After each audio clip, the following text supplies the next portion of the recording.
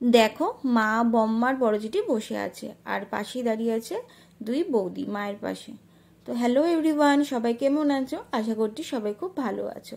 তো তো চলো আর দেরি না করে চলে যাওয়া যাক বিয়ের অনুষ্ঠানে।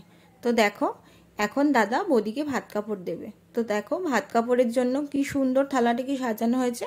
থালাটির ওপর অনেকগুলো গোলাপের পাপড়িও রাখা রয়েছে। আর দেখো শাড়ির থালাটাও খুব সুন্দর হয়েছে। থালার ওপর শাড়ি রাখা হয়েছে এবং শাড়ির ওপর দুটি গোলাপ রাখা রয়েছে। গোলাপের রং দুটি এত ভালো লাগছিল কি বলবো। আর শাড়ির ওপরে গোলাপ রাখাতে শাড়ির সৌন্দর্য যেন আরও বেড়ে গেছিল।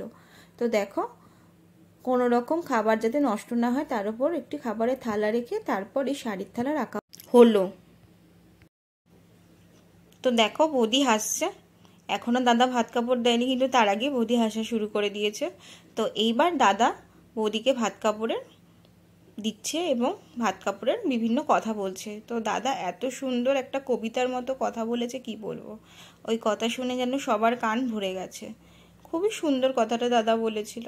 তো যাই হোক, ওইভাবেই বৌদিকে দাদা ভাত কাপড় দিল আর এই কথা শুনে সবাই আমরা হাসছি। দাদা আর বৌদিকে ঘিরে রয়েছিল ছোট বড় বিভিন্ন বয়সের বাচ্চারা এবং বড়রা। তারা তাদের দাদার এই কথা শুনে সত্যি খুবই আনন্দিত হয়েছে। দেখো ক্যামেরাম্যান দাদার কথা শুনে দাদা বৌদি দুজনেই ক্যামেরাম্যানের দাদার দিকে তাকাচ্ছে যাতে একটি সুন্দর ছবি তোলা হয়। দাদা দেখো এই দিকে তাকিয়েও কথাগুলো বলছিল, কারণ বিভিন্ন দিক থেকে বিভিন্ন জন দাদা ও বৌদির ছবি তুলছিল। তো দাদার বলার পরে আমরা বৌদিকেও বলছিলাম, বৌদি তুমি কিছু উত্তর দাও। তো বৌদি প্রথমে তো কিছুই বলেনি, কিন্তু তারপর বৌদিও একটি গুছিয়ে খুব সুন্দর উত্তর দাদাকে উপহার দিয়েছে। কথাগুলো শুনে মনে হচ্ছিল দুজন সত্যি দুজনের পারফেক্ট ম্যাচ, একদম পারফেক্ট কাপল যাকে বললে হয়।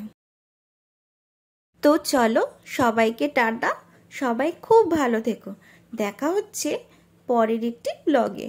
ততক্ষণের জন্য বাই বাই।